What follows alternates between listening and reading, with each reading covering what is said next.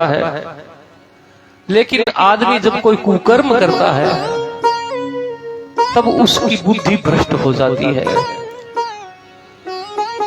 रावण ऐसा विद्वान और ऐसा बलवान, जाके डरे सूर असुर डराई। बंद क्यों करे?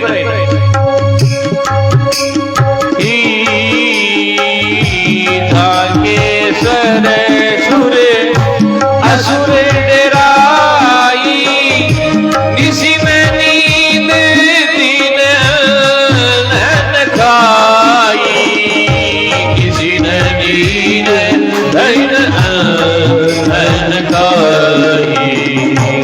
आके डर सुर असुर डराई, आके डर सुर असुर डराई। जिस रावण के डर से देवता और राक्षस सब डरते हैं, रात को नींद नहीं लेते, दिन में अन्न नहीं खाते, ऐसा डर व्याप्त है। लेकिन वही रावण आज दो सस शीस स्वान की नागिनी,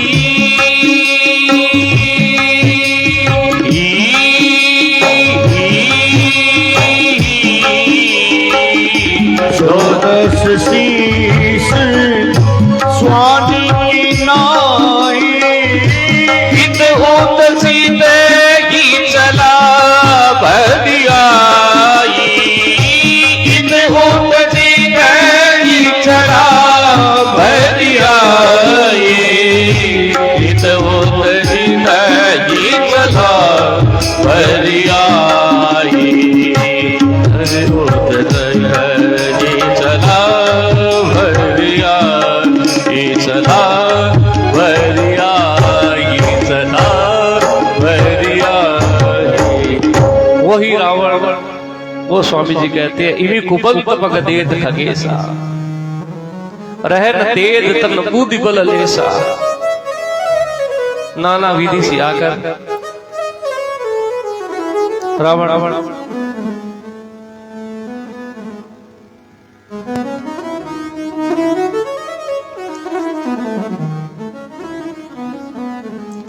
जब सीता जी के पास में पहुंचता है रावण, तो सुनिए, सुनत बचन दस शीस रिसाना। सीता जी के साथ में जब संवाद हुआ रावण का, कहा भिक्षाम देई माता। सीता जी ने कहा मैं भिक्षा दे नहीं सकती। रावण कह रहा है भिक्षा अगर देनी है तो बाहर में आके दो।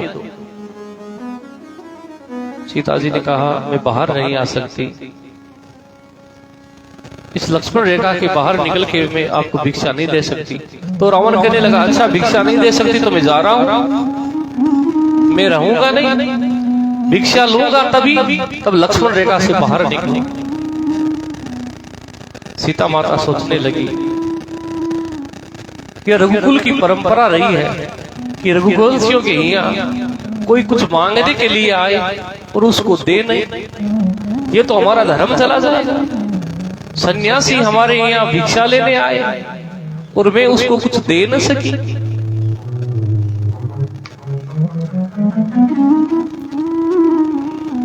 ना ना रावण जब सीता से बात कर रहा है, गोस्वामी बाबा लिखते हैं, सुनत बचन दस शीस रिसाना। क्रोध करता है सीता पर, लेकिन मन में चरण बंदी सुख माना, मन में चरण बंदी सुख माना। क्रोध करता है लेकिन मन में सीता जी को प्रणाम कर रहा है, मानो प्रणाम करके ये कह रहा है कि मेरे आचरण से मेरा कल्याण नहीं होगा।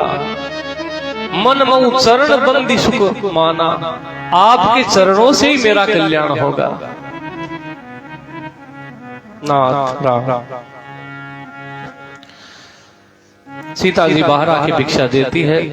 रावण सीता जी को उठाकर रथ में बैठा लेता है।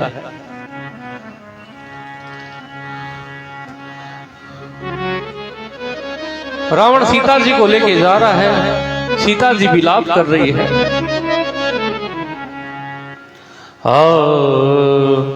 आज एक वीर रघुराया,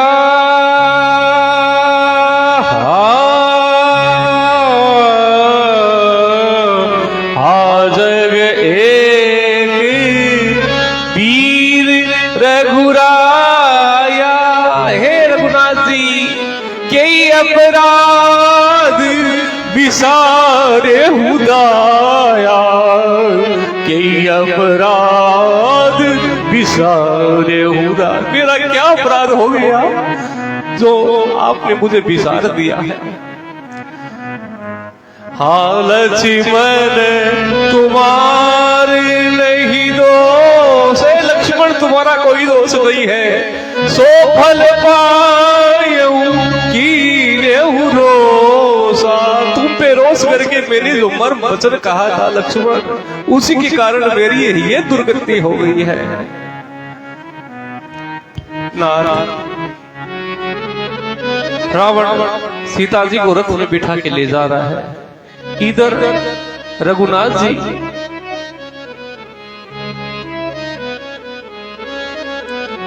जो है लक्ष्मण जी को कहते हैं, लक्ष्मण मेरा मन कह रहा है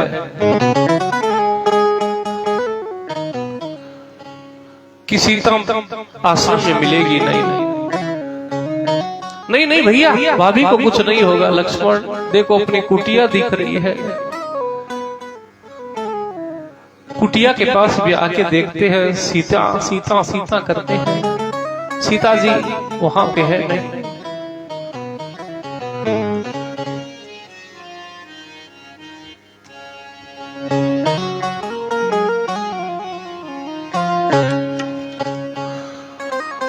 लक्ष्मण जी को कहते हैं, लक्ष्मण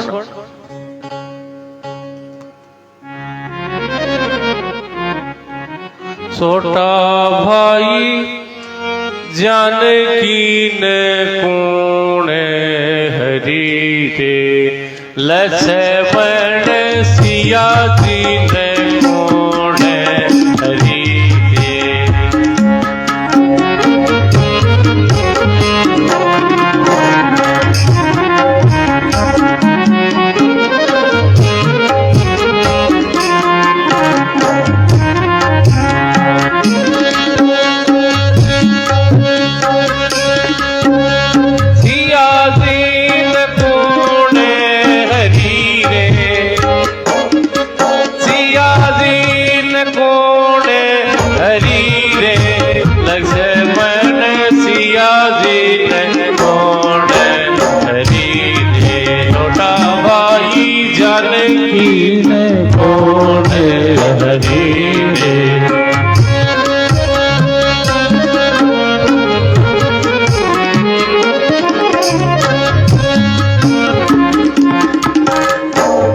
लक्ष्मण जानकी को किसने हरण कर लिया?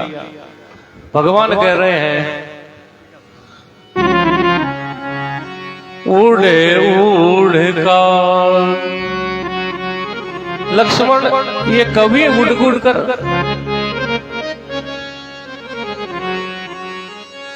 उड़े उड़े कागे कुटी पर बैठे। लक्ष्मण ये कभी उड़कर अपनी कुटिया पर बैठ रहे हैं।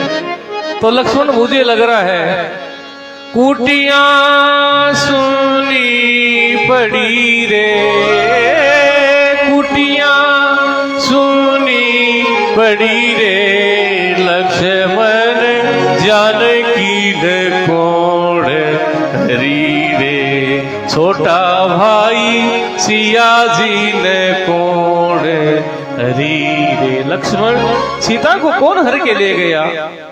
का तो ले गयो है लंका पे तिरावण, का तो ले गयो है लंका पे तिरावण। तो और कौन ले जा सकता है कि जल में डूबे मरी रे लक्ष्मण, जल में डूबे मरी रे छोटा भाई जानकी ने कौन हरी रे लक्ष्मण, सीता जी ने कौन। हे लक्ष्मण, सीता जी का हरण किसने कर लिया? भगवान सीता जी का अन्वेषण कर रहे हैं। उधर महाराज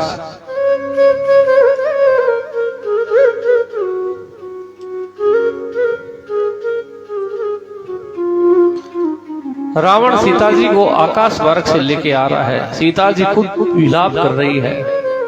ये विलाप किसी ने नहीं सुना, लेकिन एक थे जिन्होंने सुना। किसने सुना?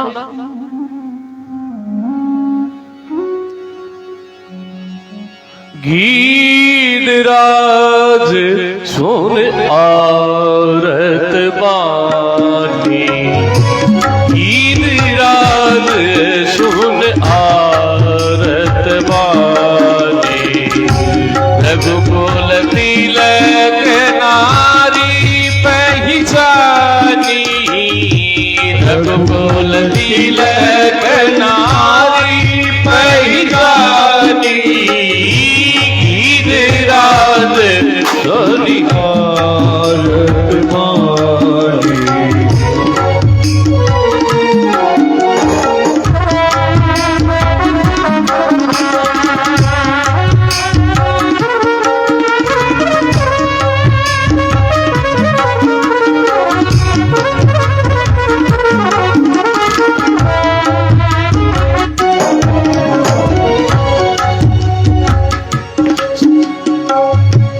अधम निशाचर लीने जाही,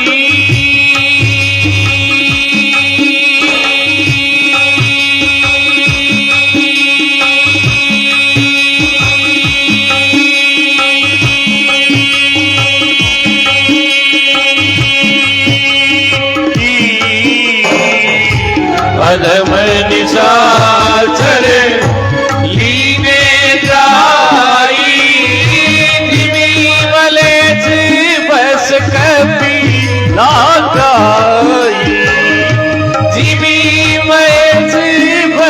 कपी लगाई, मले से बस कपी लगाई, गीधराज सुनी आरत बानी, गीधराज सुनी आरत बानी, आरत बानी। सीता जी की आवाज रावण सीता जी को लेके जा रहा है। मानो जो कसाई है कपिला गाय को लेके जा रहा है। सीता जी की आर्त आवाज सुनकर जटायु जी ने कहा, पुत्री सीते रुको, ठहरो ठहरो, मैं अभी आ रहा हूं, मैं तुमको अवश्य छुड़ाऊंगा सीते। रावण के पास भी जाके जटायु क्या कहते हैं? क्रोध करके जटायु दौड़ के जा रहे हैं और कह रहे हैं, धावा क्रोध वंत खग के से, धावा क्रोध वंत खग के से, नहीं मारी मारी बात कहूँ जैसे, छूटे ही पवी पर्वत कहूँगे से, छूटे ही पवी पर्वत कहूँगे से, रे रे दोस्त ठाड़े की न होई, रे रे दोस्त ठाड़ की न होई, ठाड़ की न होई।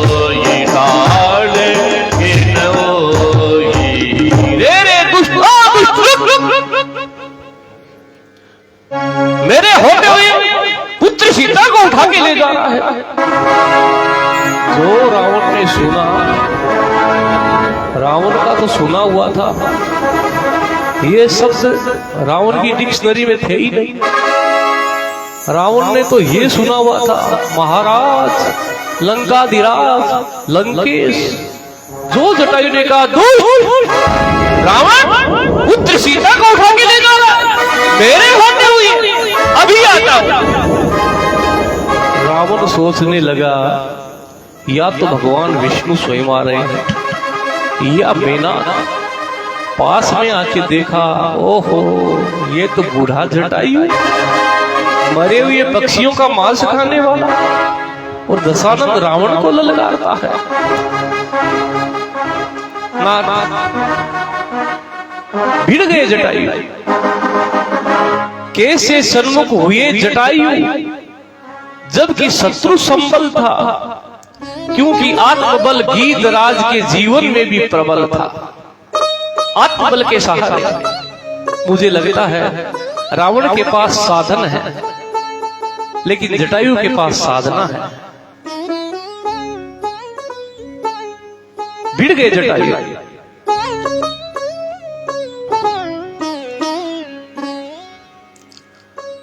एक क्षण के लिए सही रावण मूर्छित हुआ है जटायु के सामने। प्रकृति के प्राणियों से, त्यागियों से जो प्रीत होती है, जिनका चरित्र उज्जवल है, उन्हीं की जीत होती है।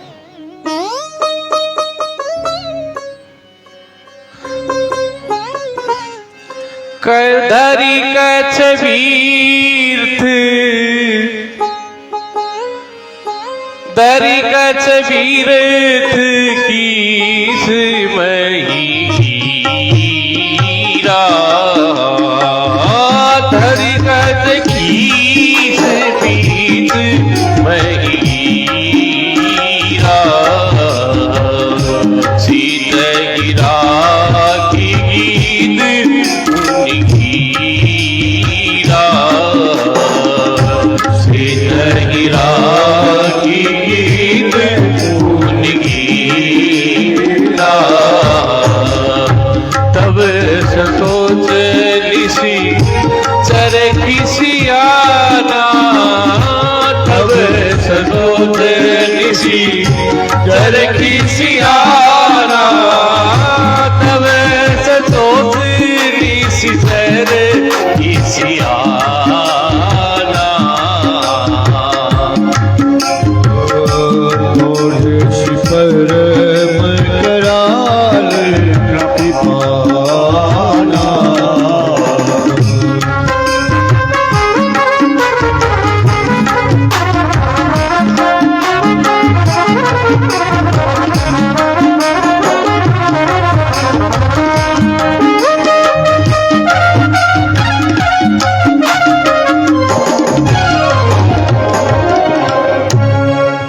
जटायु रावण से युद्ध कर रहे हैं।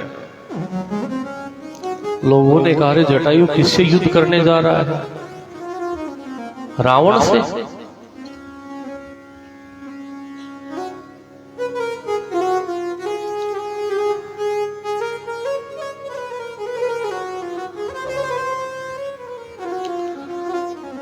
श्री जटायु महाराज रावण को एक क्षण के लिए इसे ही मूर्छित कर देते हैं। लोगों ने कहा, जटायु अभी रावण मूर्छित है, तुम चाहो तो इनकी 20 आंखों का ऑपरेशन कर सकते हो, और औजार भी लाना नहीं पड़ेगा, क्योंकि औजार दिया गया है भगवान के द्वारा। तीर हो तो धनुष पे चढ़ाएं, तलवार हो तो म्यान से निकालनी पड़े, लेकिन चोंच वो तो हर समय तैयार। इसका ऑपरेशन कर दो आंखों का। जटायु कहने लगा, नहीं, मैं धर्म प्राण भारतवर्ष का पक्षी हूं, जहां युद्ध में भी धर्म होता है। दुनिया का सबसे बड़ा युद्ध हुआ महाभारत का, उस क्षेत्र का भी नाम पड़ गया धर्म क्षेत्र कुरुक्षेत्र। मैं धर्म प्राण भारतवर्ष का पक्षी हूं। पहले युद्ध में भी धर्म होता था, अब धर्म में भी युद्ध होता था।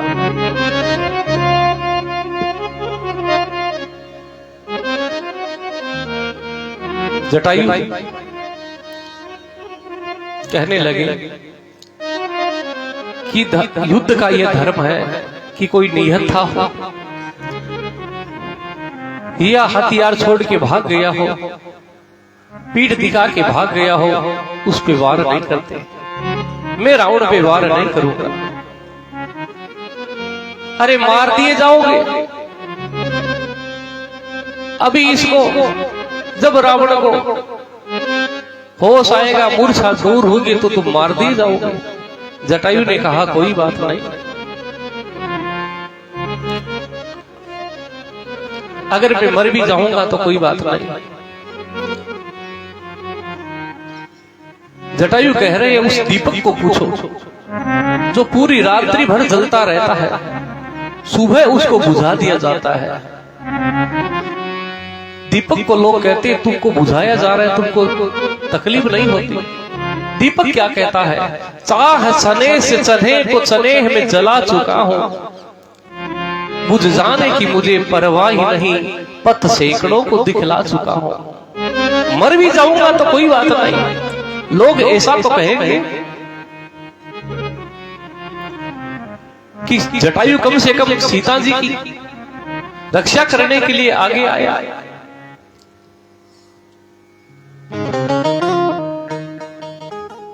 इस धर्म प्राण देश में सभी धर्मात्मा बैठे हुए हैं, लेकिन कोई सीता जी को बचाने के लिए नहीं आ रहा है। बाबा लिखते हैं सीता जी की आर्तवाणी सुनकर चर अचर सभी दुखे हुए, सबने सुना लेकिन आया कोई नहीं।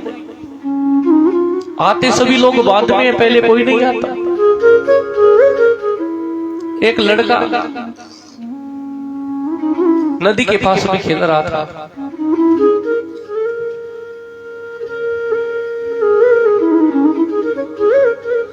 दो चार सज्जन और बैठे हुए थे। खेलते खेलते लड़का का पैर फिसला, नदी में गिर गया। अब तो हल्ला हो गया, कोई निकालो, कोई निकालो, लड़का मर जाएगा, कोई हो तो निकालो। इतनी देर में एक नौजवान कूद गया नदी के अंदर, लड़के को पकड़ा, डुबकी लगाई, बाहर लेके आ गया। सबने कहा इस लड़के का स्वागत करो, इसको पुष्पमाला पहनाओ, इसकी शोभा यात्रा निकालो। उस लड़के ने कहा यह कुछ करने की दरकार नहीं है, पहले ये बताओ मुझको धक्का किसने मारा था। आने के लिए कोई तैयार नहीं है, धक्का मारने के लिए सब तैयार है। श्री जटायु सीता जी की रक्षा के लिए रावण से भिड़ते हैं।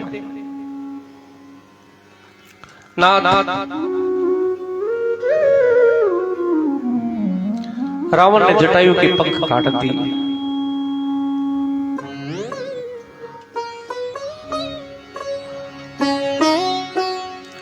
किस चीज से? कृपाण से, तलवार से नहीं। काढ़े सी परम कराल कृपाना, सब सखरों से निशिसर खिसियाना। तलवार में तो दोनों तरफ धार नहीं होती, एक तरफ धार होती है। कृपाण में दोनों तरफ धार, न इधर कृपा न उधर कृपा, इसलिए उसका नाम है कृपाण। तब सक्रोध निशी चरखी सियाना,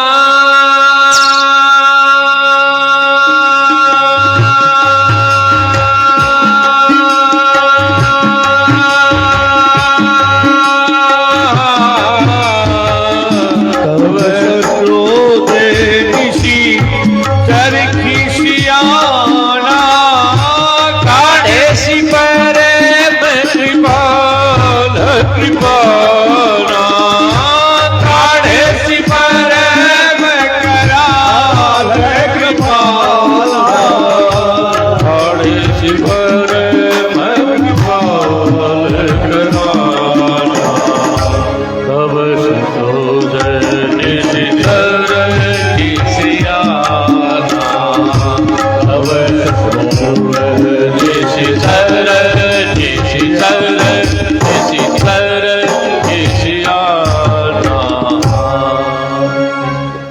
जटायु के पंख काट दिए गए। किसी ने कहा देख लिया, अभी हम समझा रहे थे, समझ जाते तो ये दशा नहीं होती। जटायु कहते हैं ये तो बहुत अच्छा हुआ, नाथ दशानन ये गति की नहीं, भगवान को भी ये कह रहा है, या लोगों को कह रहा है रावण ने अच्छा कार्य कर दिया। कहा जटायु कैसे? कहा अगर पंख होते तो मेरे जिम्मेवारी थी, मैं भगवान तक उड़ के जाता। अब पंख काट दिए गए तो उनकी जिम्मेवारी, वो अपने आप मुझको आके संभालेंगे। देखिए जटायु के पंख काट दिए गए, फिर भी वो कहता है कि नाथ दशानन ये गति की, ये गति है या दुर्गति? लेकिन जटायु कह रहे हैं कि मेरे पंख कट गए तो मेरी जिम्मेवारी खत्म हो गई, अब भगवान की जिम्मेवारी है। और उधर कागभूषण जी महाराज को भगवान ने कौवे का रूप दे दिया, मनुष्य से कौवा बना दिया। कागभूषण जी कहते हैं अच्छा हुआ, मनुष्य के रूप से अच्छा है कौवे का रूप। मनुष्य का रूप होता, भगवान का अवतार अवध में होता, या भगवान का अवतार ब्रज में होता, तो मैं जब जब दर्शन करने के लिए जाता हूं, तो अगर मनुष्य के रूप में होता तो राजमहल में मेरा प्रवेश हो नहीं पाता। कितनी मेहनत लगती तब राजमहल में जाता।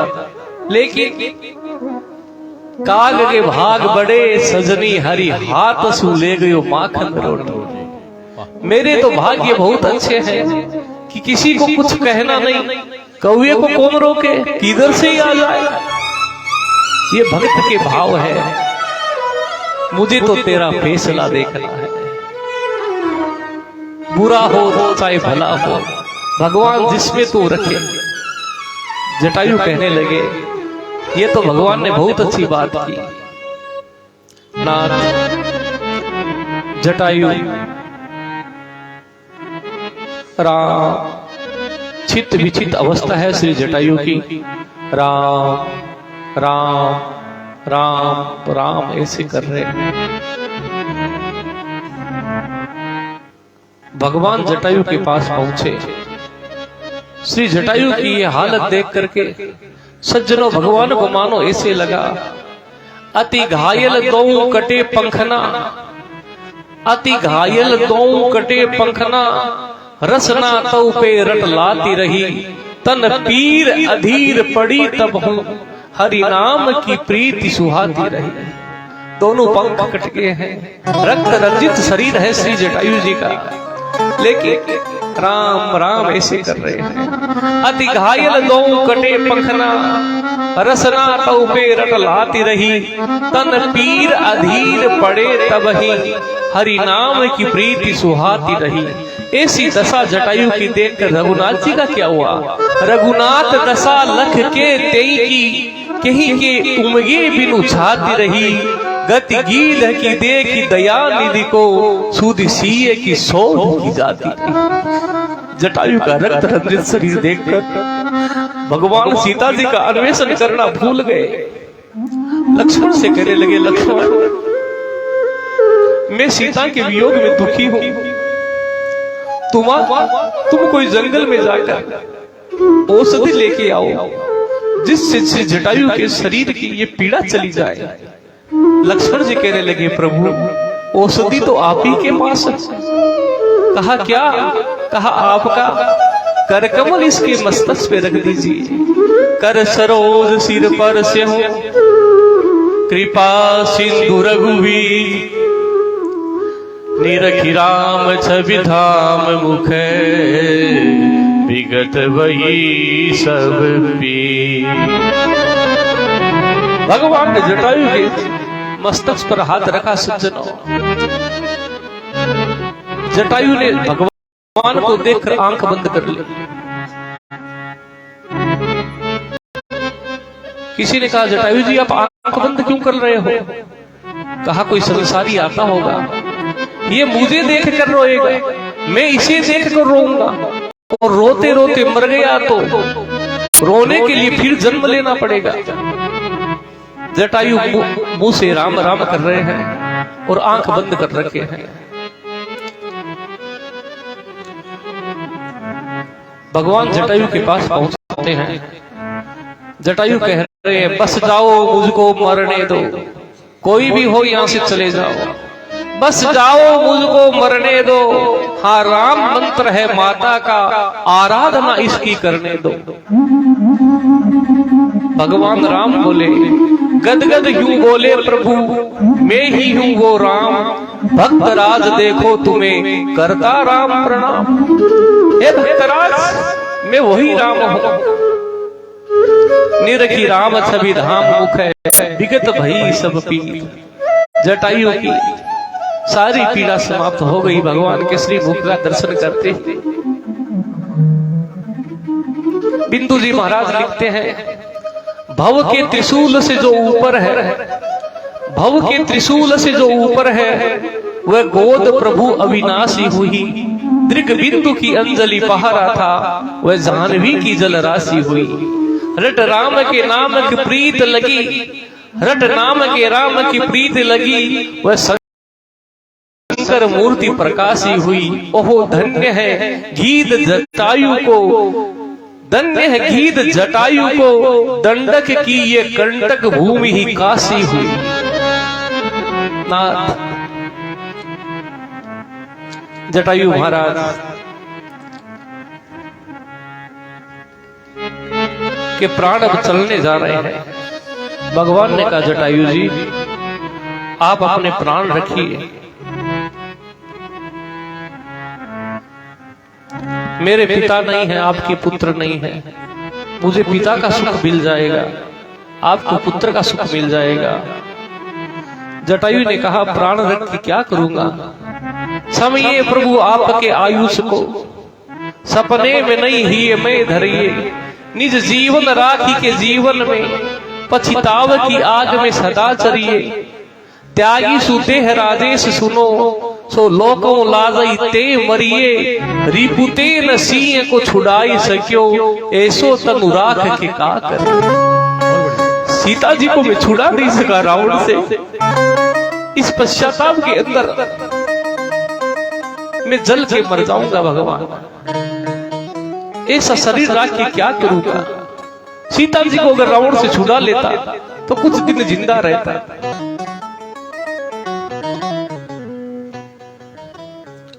भगवान ने कहा जटायु जी कुछ मांग लो, वर मांगो वरदान प्रियतात बिछुरती बार, देखो सब हारी है राम रुचि तुम्हारी में, तुम्हारी जो रुचि है सो मांग लो। जटायु ने कहा देंगे क्या आप, देंगे क्या आप, रहा क्या आपके पास नाथ। देखो महाराज को विराग भेषधारी में, आप तो खुद बाबा जी बने फिर रहे हैं, हमको क्या दोगे। भगवान ने कहा जानते नहीं हो मैं कौशलेश रमेश हूँ, अखिल भुवन बैकुंठ को बिहारी में। जटायु कहने लगे आप कोई भी हो, पर गोद ले लिया या वृद्ध को विनीत, या ते प्रभु की संपत्ति को भयो अधिकारी में। मैं तो आपकी संपत्ति का अधिकारी ऐसे ही बन गया, अविरल भक्ति मांग बर कीत गयो हरिधाम। जटायु जी भगवान के धाम को पहुंचते हैं। भगवान राम आगे बढ़ रहे हैं। नाथ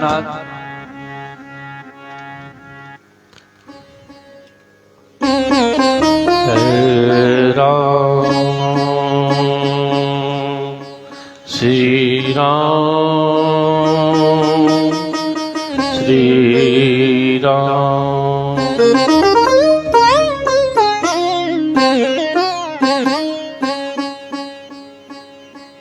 भगवान आगे चले,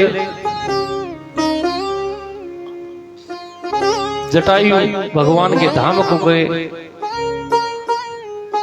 भगवान सबरी मैया के आश्रम पे जा रहे हैं। यहां से सबरी मैया की कथा प्रारंभ हो रही है। आप सभी लोगों का बहुत बहुत धन्यवाद, बड़े प्रेम से भगवान की कथा सुन रहे हैं। कथा में श्रोता ज्यादा हो ये चीज मायने नहीं रखती, कथा में जो लोग बैठे हैं वो लोग प्रेम से ध्यान पूर्वक सुने। ये चीज मायने रखती है। भीड़ होने के लिए हमको भीड़ इकट्ठा नहीं करनी, हमको श्रोता चाहिए जो भगवान की कथा प्रेम से सुने। अपने जो भीड़ हो रही है वो बहुत अच्छी है, अगर सुनने वाले इतने भी हो तो दिव्य क्रांति का विषय है ये। भीड़ इकट्ठी हो जाए, चाय वाले के पास 10-20 खड़े हैं, 2 रुपये में कचौरी मिल रही है वहां खड़े हैं, भंडारा चल रहा है वहां, लेकिन यहाँ जो लोग आ रहे हैं वो सिर्फ कथा के रसिक प्रेमी आ रहे हैं। आप सभी लोगों का बहुत बहुत धन्यवाद। 2 मिनट भगवत नाम संकीर्तन।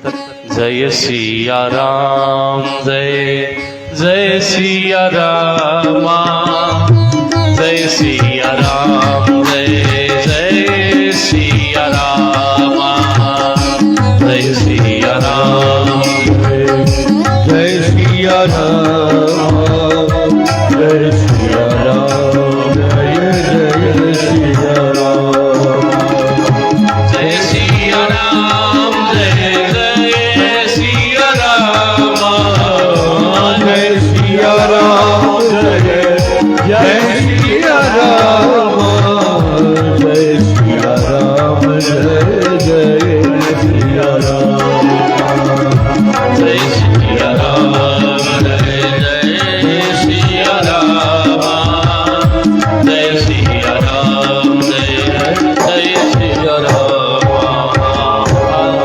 आप कथा कीर्तन में ताली जरूर बजाएं। वो स्वामी बाबा ने कहा है, राम कथा सुंदर कर तारी, संशय विहग उढ़ावनी यारे। ये तो आध्यात्मिक फायदा है, और शारीरिक दृष्टि से देखें तो ताली बजाने से पूरे शरीर की कसरत हो जाती है।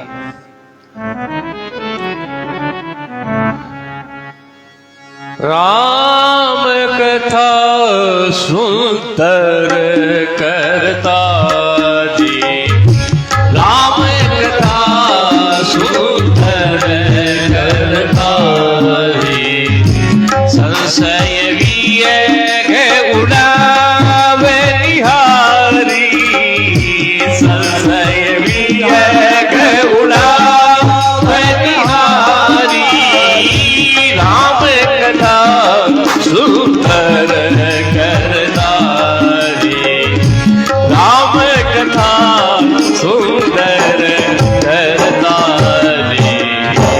भगवान के भजनों पर ही ताली बजानी है, मेरी कोई बात पर नहीं बजानी है, मेरी बात कुछ नहीं है। जो मेरे से परिचित है शायद वो मुझको जानते हैं, मेरी कोई बात नहीं है। ये बात तो है पूज्य गुरु राजेश्वरानंद जी महाराज की, उन्हीं की कृपा से मैंने कोई गुरु परंपरा से मानस जी की तैयारी नहीं की है, उन्हीं का बस आशीर्वाद मिल गया,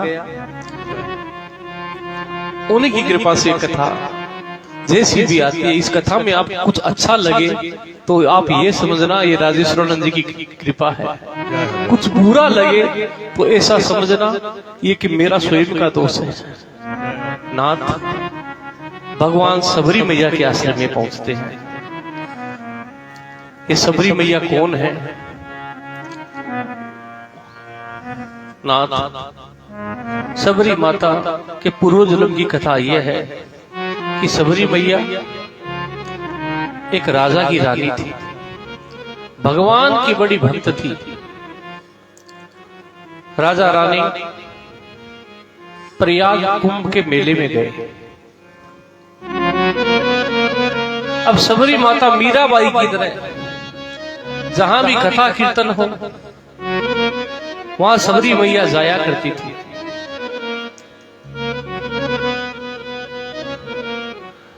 प्रयाग के अंदर संतों की मंडली कीर्तन कर रही थी। सबरी मैया धीरे से अपने जो रुकने का स्थान था, तीर्थ में तो तंबू लगते थे पहले, आजकल तीर्थ में जाते तो हम लोग ये सोचते हैं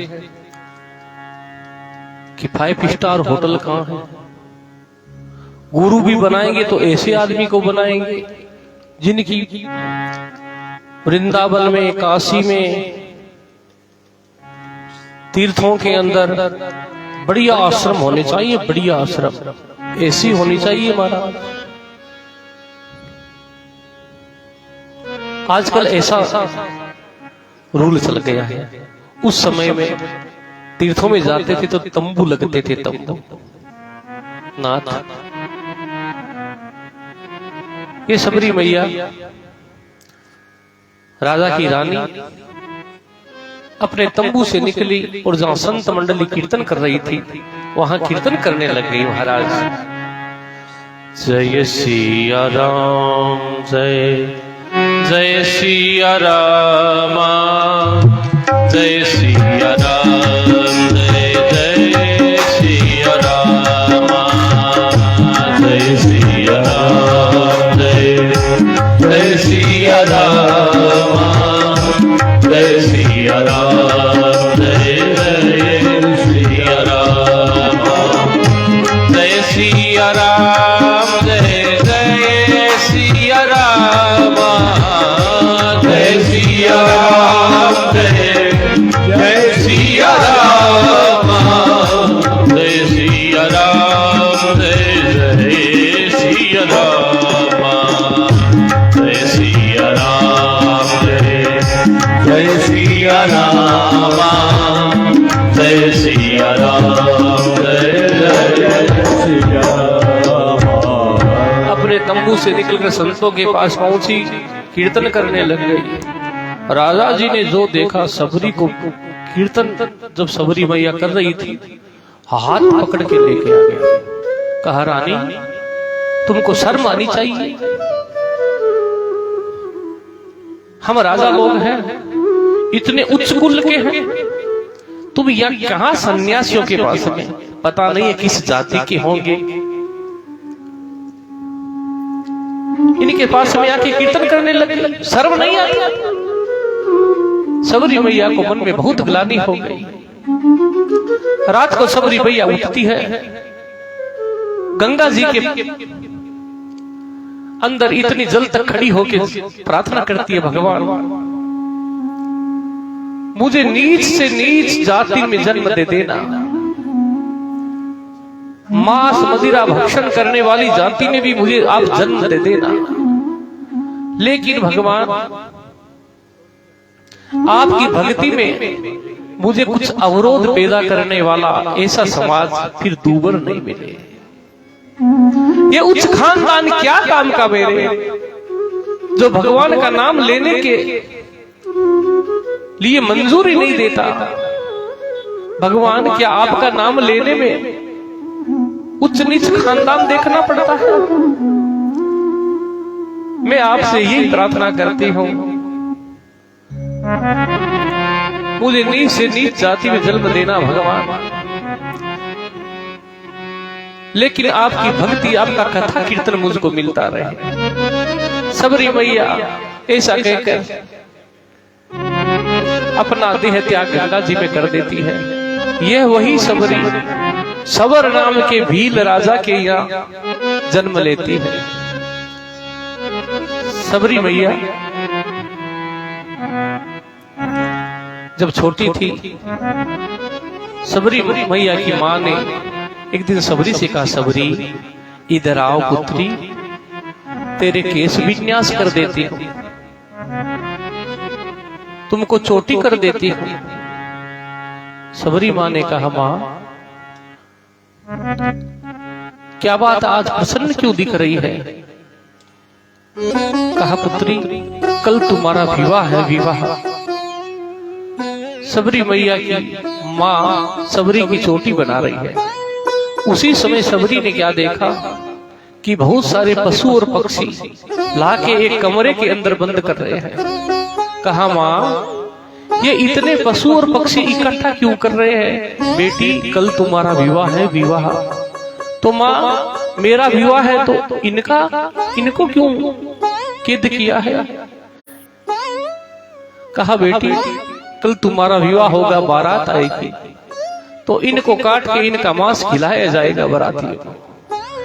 सबरी ने सोचा मेरा विवाह होगा और इतने जीवों की हत्या होगी, सबरी ने निश्चय कर लिया, रात्रि में मैं घर को त्याग दूंगी, मैं यहाँ रहूंगी तो मेरा विवाह होगा। सबरी रात्रि के समय में उठती है, सबसे पहले जो पशु पक्षी कैद में थे उनको आजाद किया और आप भी जंगल की ओर दौड़ चली।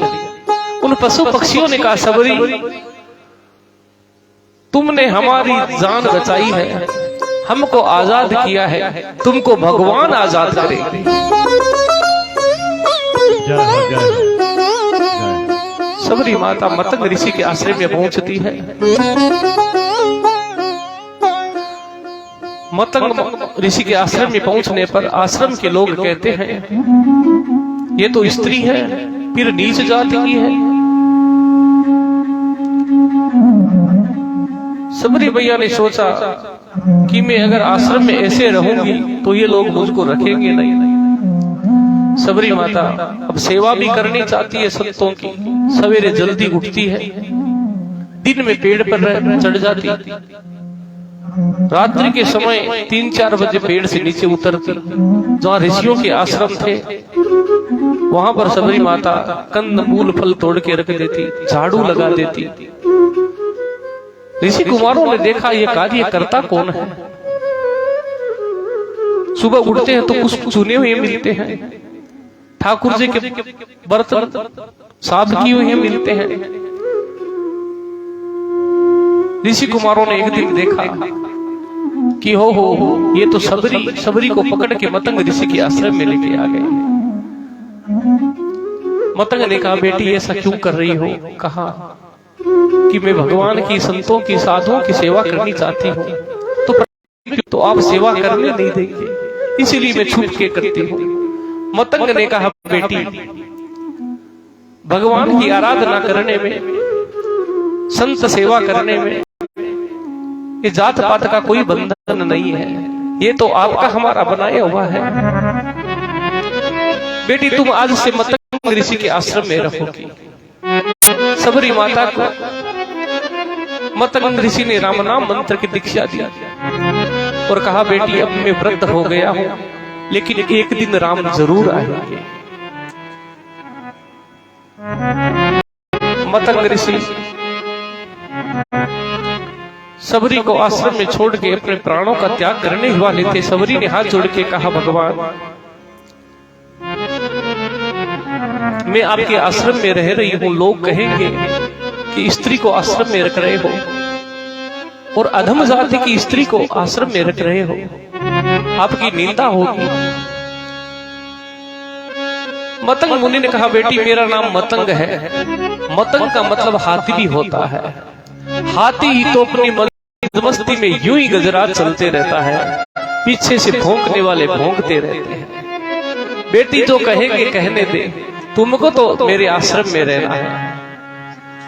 मतंग ऋषि अपने देह को त्याग देते हैं। सबरी माता ने सोचा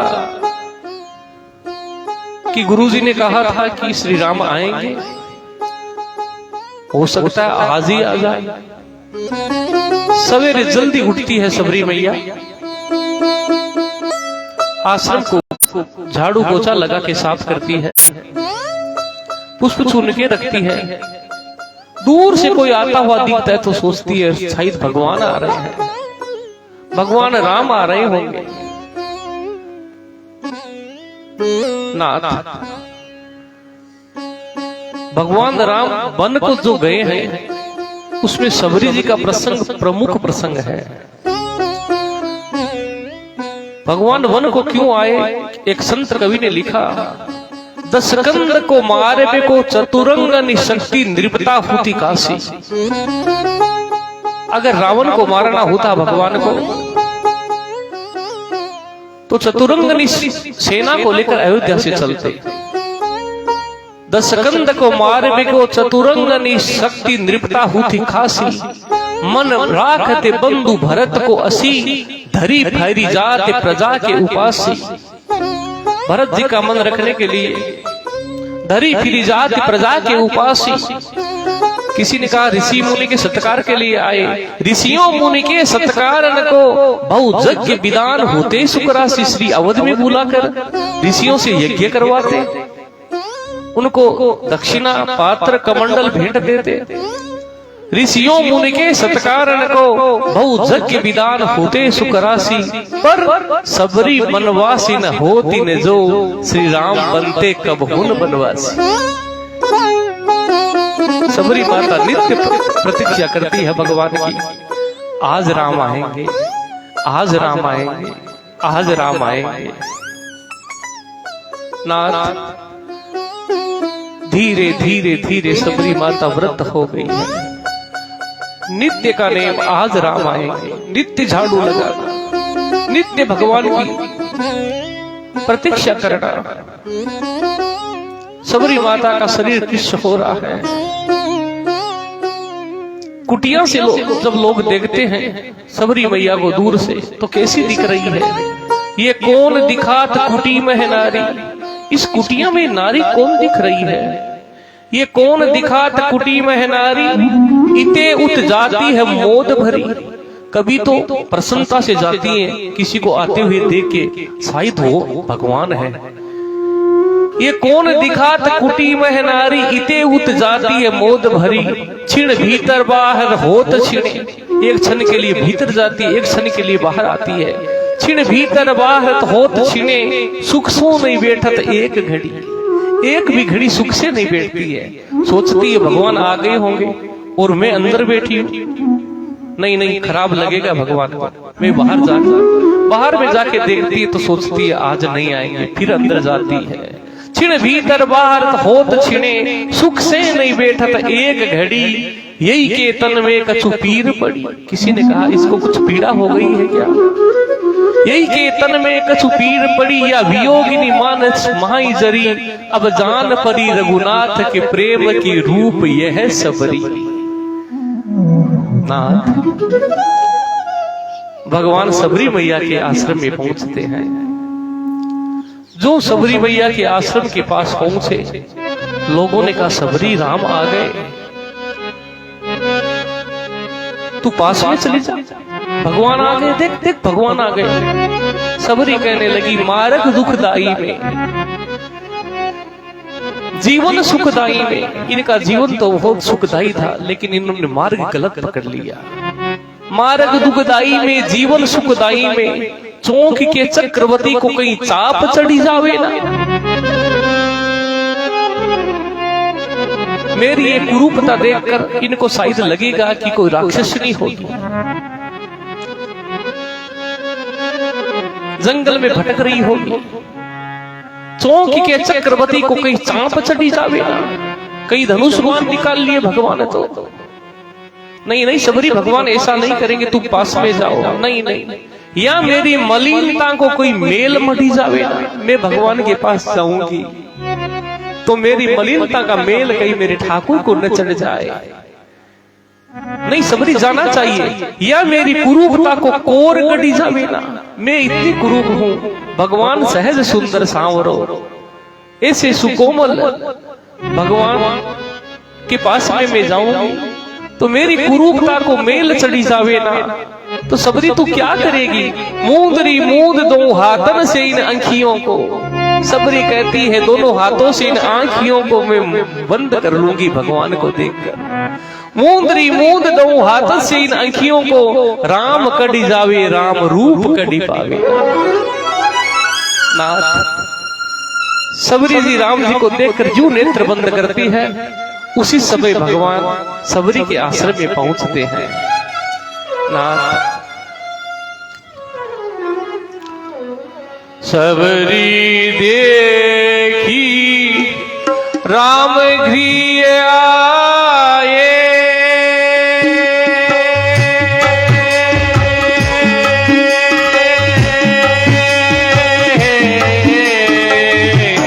सबरी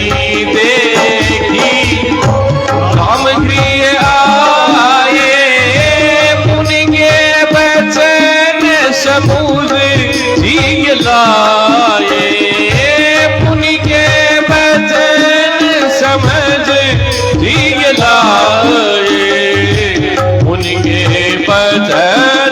भर जी लाए, सबरी देखी राम घर आए, सबरी देखी राम प्रिय आए।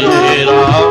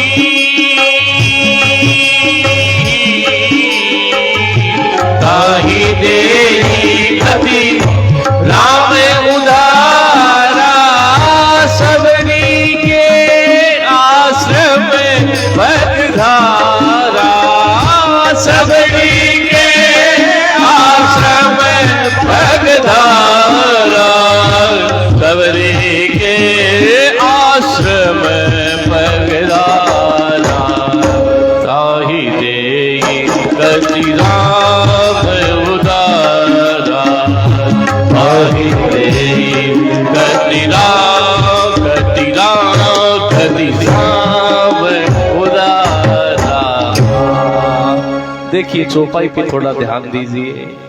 ताई देई गति राम उदारा, सबरी के आसम प्रभु धारा। सबरी का जो निवास स्थान है भगवान को आश्रम दिख रहा है, लेकिन सबरी को क्या लग रहा है? सबरी देखी राम गृह आए। हमारा निवास हमको तो घर के समान लगे, लेकिन कोई बाहर से संत आए उनको ऐसा लगना चाहिए कि ये कोई आश्रम है। सबरी के आश्रम प्रभु धारा, ताई दे गति राम उदारा। भगवान को लगा कि ये सबरी जी का आश्रम है, लेकिन सबरी देखी राम गृह आए। सबरी अपने आप को ये समझ रही है कि मेरा तो छोटा सा घर है। नाथ, जिस घर को देख के लोगों को ऐसा लगता है आश्रम है, वहां पर ठाकुर जी निवास करते हैं। घर के बाहर तुलसी का बिरवा हो, राम राम सा, शुभ लाभ, रिद्धि सिद्धि, ये सब लिखा होना चाहिए। लेकिन पता नहीं आजकल क्या परंपरा चल गई, सबसे पहले यही लिखा मिलेगा, कुत्ते से सावधान। सुस्वागतम नहीं, कुत्ते से सावधान लिखा मिलता है। नाथ, नाथ,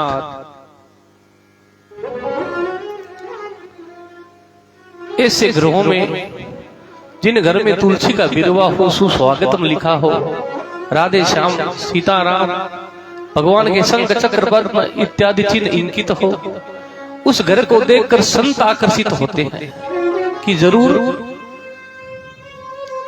ये किसी सज्जन पुरुष का घर है। कल की कथा में सुंदरकांड में आएगा, श्री हनुमान जी विभीषण जी के पास क्यों रुके, अभी प्रसंग लंबा हो जाएगा। नाथ,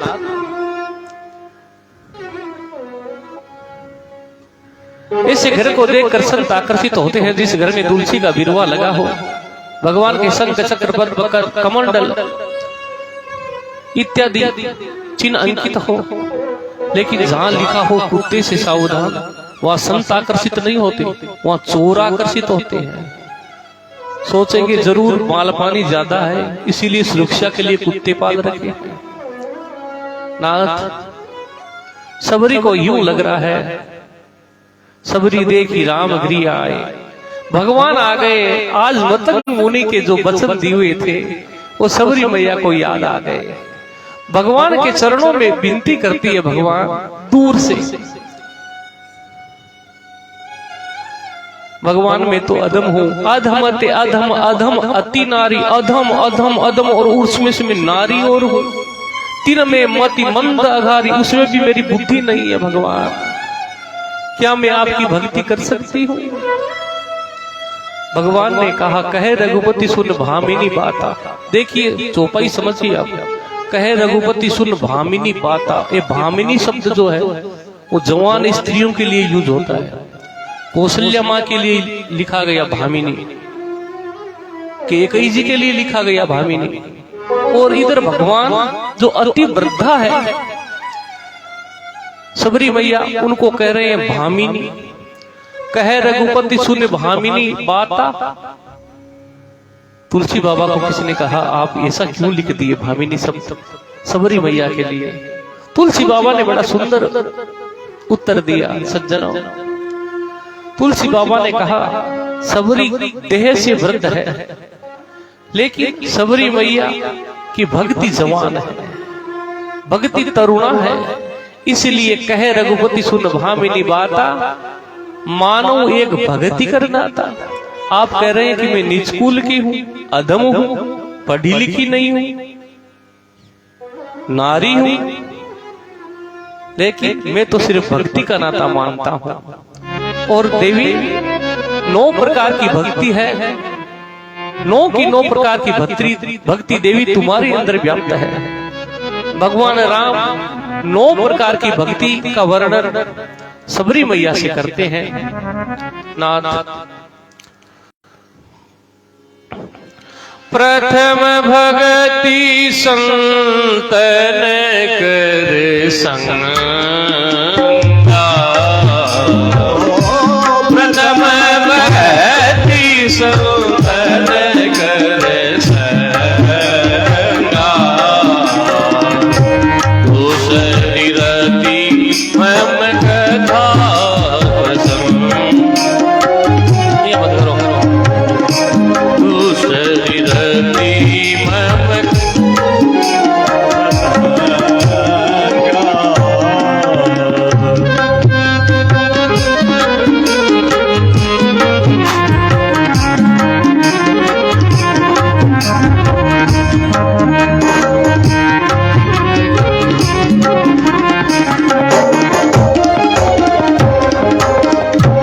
मंत्र जाप दृढ़ विश्वास।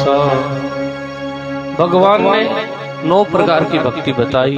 प्रथम भक्ति संतन कर संगा, द्वितीय रति मम कथा प्रसंगा, गुरुपद पंकज सेवा, तीसरी भक्ति अमान, चौथी भक्ति मम गुण गने करी कपट तजिगान, मंत्र जाप मम दृढ़ विश्वासा, पंचम भजन जो वेद प्रकाशा, छठ दम शील विरति बहु कर्मा, निरत निरंतर सज्जन धर्मा, सातों मम मोय मैं जग देखा, मोते अधिक संत करी देखा, आठों जथा लाभ संतोषा, सपने नहीं देखी परदोषा, नवम सरल। नाथ एक एक भक्ति का वर्णन अगर कर रहे तो कई महीने लग जाए नवदा भक्ति की कथा में।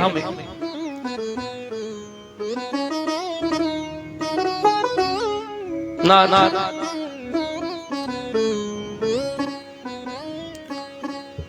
नवदा भक्ति की कथा बहुत लंबी हो जाती है। एक एक भक्ति का एक एक चौपाई का अगर अर्थ करें तो कई महीने लग जाए नवदा भक्ति की कथा कहने में। इन सब भक्ति में से जो नवमी भक्ति है, नवम सरल है। सबसे प्रिय भक्ति कौन सी है? नवम सरल सब सन सल ही ना, सब छल से मुक्त होकर के सरल हो जाना, ये भगवान की नवमी भक्ति है। नाथ भगवान का मिलना इतना कठिन नहीं है, कठिन है हम लोग का सरल होना। भगवान तो है ही, लेकिन हम लोग सरल नहीं है। नाथ एक व्यक्ति था,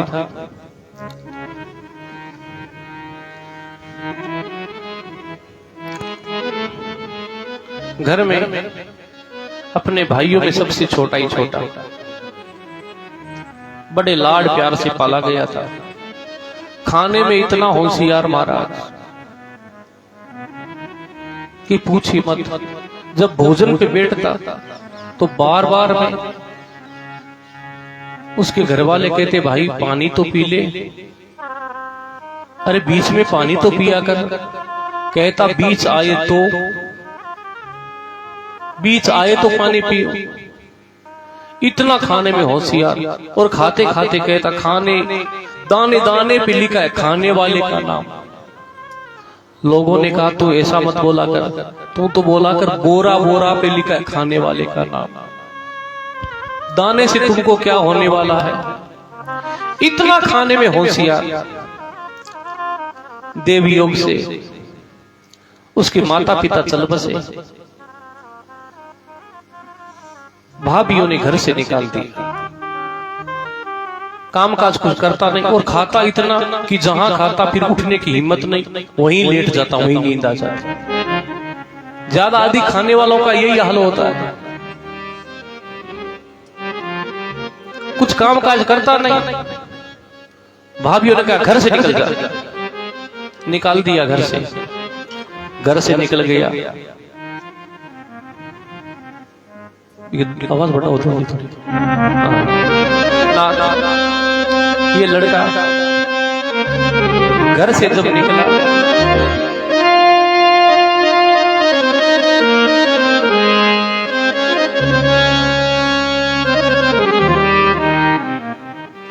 आश्रम में पहुंच गया। सोचा वहीं व्यवस्था हो सकती है। आश्रम में तो भंडारा चलता ही रहता है। आश्रम के बाहर में संत बैठे थे। कहा मैं आश्रम में कुछ सेवा करना चाहता हूं। संतों ने कहा क्या सेवा करेगा। कहा जो आप थोड़ा बहुत। संतों से कहने लगा यहाँ प्रसादी तो मिलेगी ना। संतों ने कहा सुबह शाम पंगत लगती है, खा लेना। कहा नहीं, 2 पंगत से मेरा काम होने वाला नहीं, मेरी 5 पंगत होती है। महात्मा जी ने कहा कोई बात नहीं, तुमको जब भूख लगे भंडारी जी को खोल देना, प्रसाद पा लेना। आश्रम में रहने लग गया। कुछ दिनों बाद एकादशी आई। वह सवेरे सवेरे बाल भोग के लिए रसोई में जाके देखा तो आज तो चूल्हा तक नहीं चुका है। कहा अरे क्या हो गया, आज बाल भोग नहीं बनेगा। भंडारी ने कहा आज तो फलहार होगा, आज एकादशी है।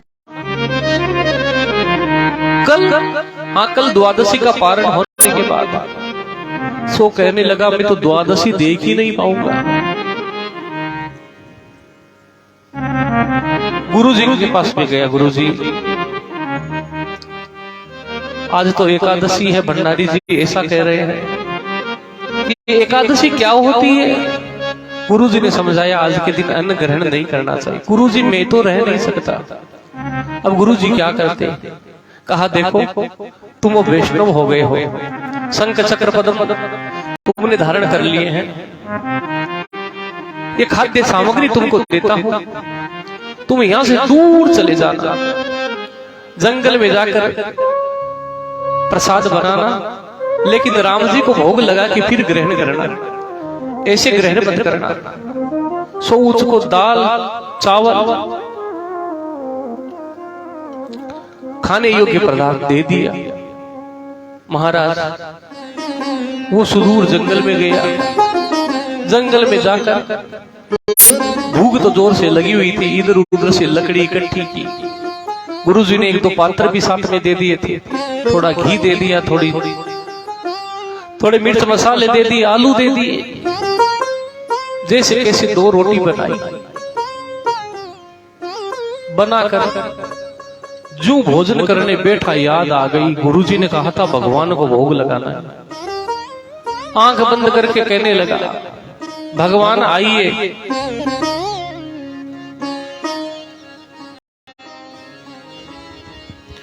राजा राम आइए, सीताराम आइए, मेरे भोजन का भोग लगाइए।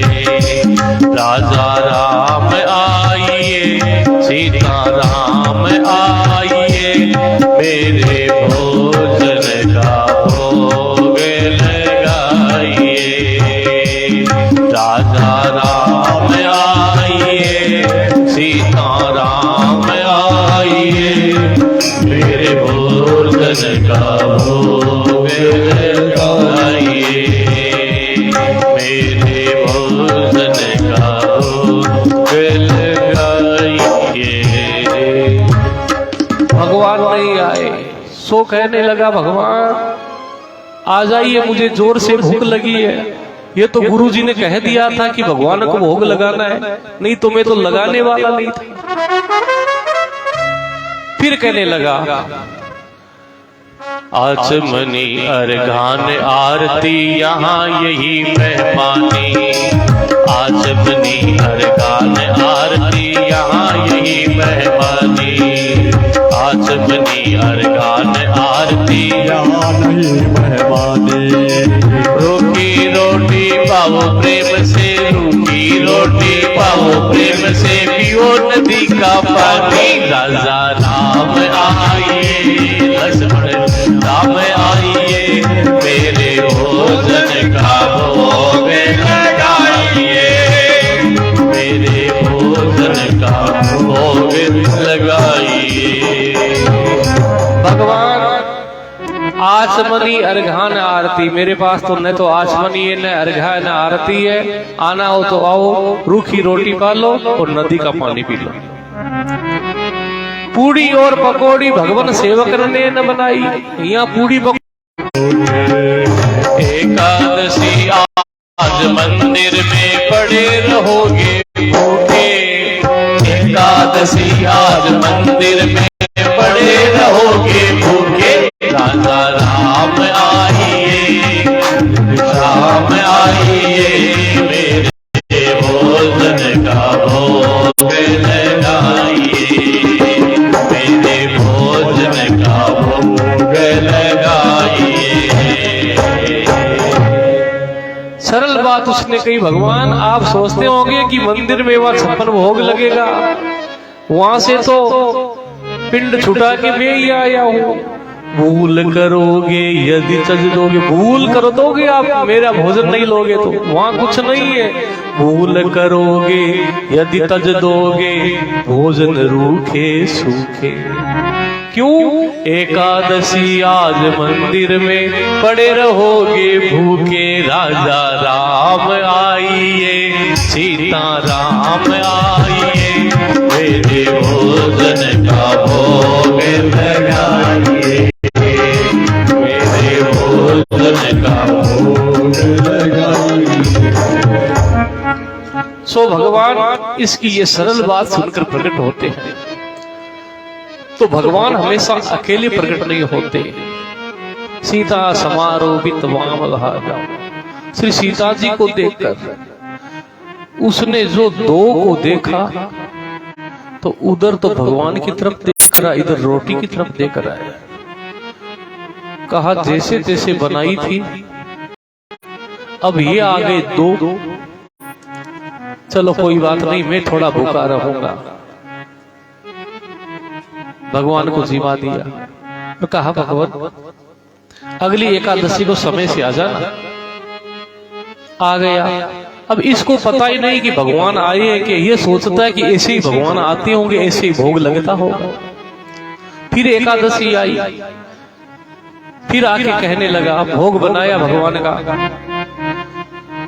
राजा राम आइए, सीता राम आइए, राजा राम आइए, सीता राम आइए, मेरे भोजन का भोग लगाइए।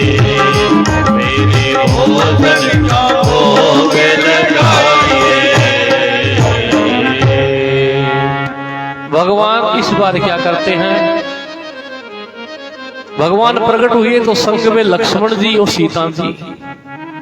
अब तो जो लक्ष्मण जी को देखा, कहा एक को बुलाए थे तो दो आ गए, दो का जैसे तैसे इंतजाम किया, मैं भूखा रहा तो ये तीन आ गए। भगवान ने किसको लेके आए हैं? कहा मेरा भाई है। भगवान स्वरूप और स्वभाव से तो नहीं लग रहा है, सच्ची में भाई है। लक्ष्मण जी को जो क्रोध आया, भगवान लक्ष्मण को कहते लक्ष्मण ना, अच्छा भगवान आप तो पाइए, कोई बात नहीं, लेकिन अगली एकादशी को कितने आओगे ये अभी से बता के जाना। भगवान कहे हाँ हो जाएगी, व्यवस्था हो जाएगी। भगवान अंतर ध्यान हो गए। ये आया गुरुजी के पास। गुरुजी वहां पे तीन भगवान आ रहे हैं, इस सामग्री से होगा नहीं, कुछ सामान बढ़ा दो। कितना बढ़ाए? कम से कम 7 सेर चाहिए, आटा घी चाहिए। गुरुजी ने सोचा ये 7 सेर आटे का क्या करेगा?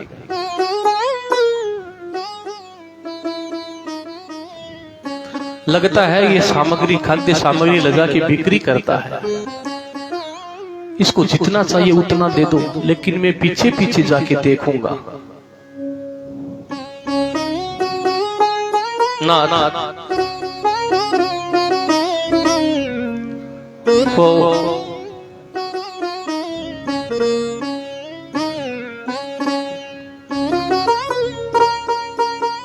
भक्त आश्रम से खाद्य सामग्री लेकर रवाना होता है। पीछे पीछे गुरुजी जा रहे हैं। आज उसने कुछ बनाया ही नहीं और गाना शुरू कर दिया। राजा राम आइए, सीता राम आइए, लक्ष्मण राम आइए, मेरे भोजन का भोग बनाइए, मेरे भोजन का भोग लगाइए। राजा राम आइए, सीता राम आइए, लक्ष्मण राम आइए, मेरे भोजन का भोग लगाइए।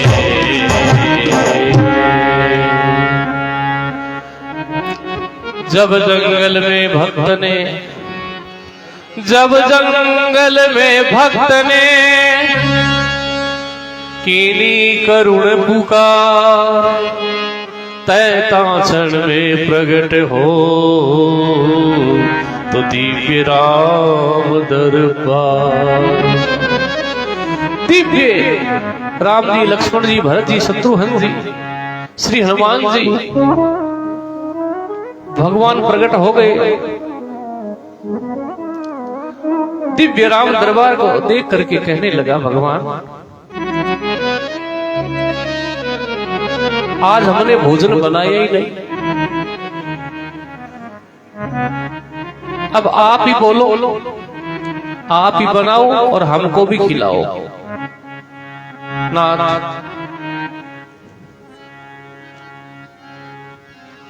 भोजन हम तेन बनत बनाए, भोजन हम तेन बनत बनाए, तुम नहीं करो सुभानी आपने, तुम नहीं करो सुभानी आपने, हमके दे समझाए।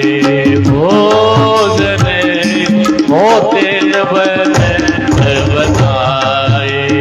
भोजन होते न बनाए। आज हमने बनाया ही नहीं, क्योंकि आप समझते तो है नहीं। एक को बुलाए तो 2 आ गए, 2 को बुलाए तो 3, 3 को बुलाए तो पूरे परिवार को लेके आ गए। भगवान को कहने लगा, तुम नहीं तजत सुभानी आपने, तुम नहीं तजत सुभानी आपने, हमके दे समझाए। भोजन होते न बनत बना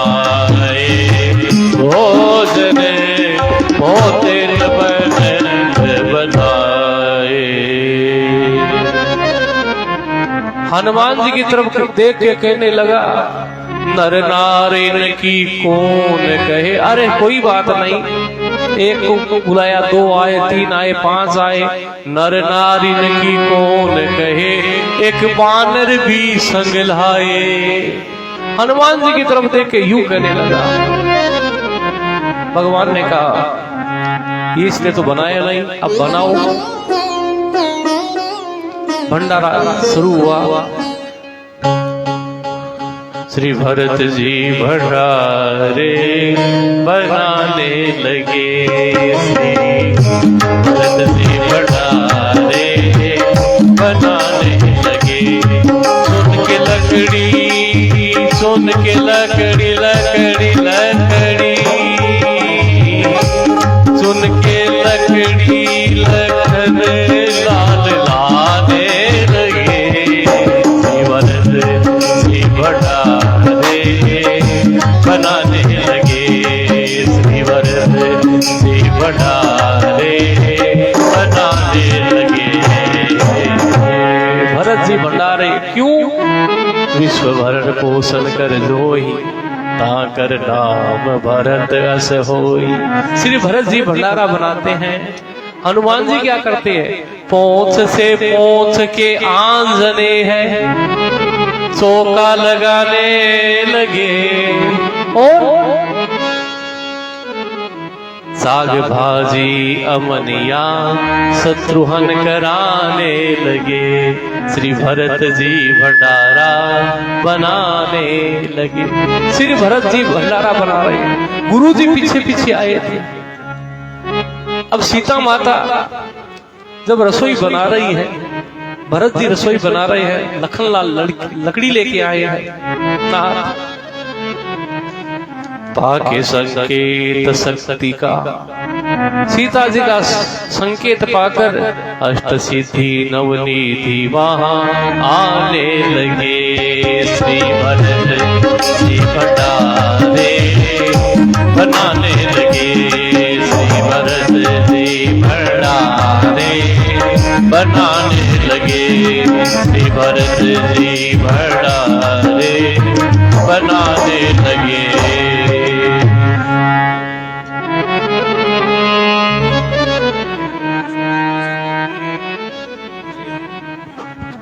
आरती के बाद, आरती पहले कथा पूरी ना ना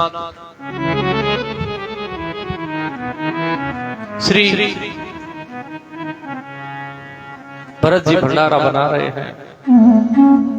शक्ति का संकेत पाके अष्ट सिद्धि नवनिधि वहां पे आ गई और अष्ट सिद्धि नवनिधि वहां पे पधारी। तो परमात्मा परमहंस अमलात्मा साधु ऋषि मुनि वहां सब प्रकट हो गए।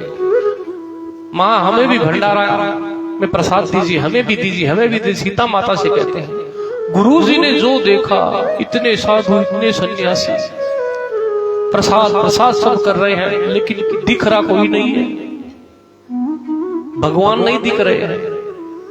शिष्य के पास में आके कहा, ये भंडारा कैसा हो रहा है?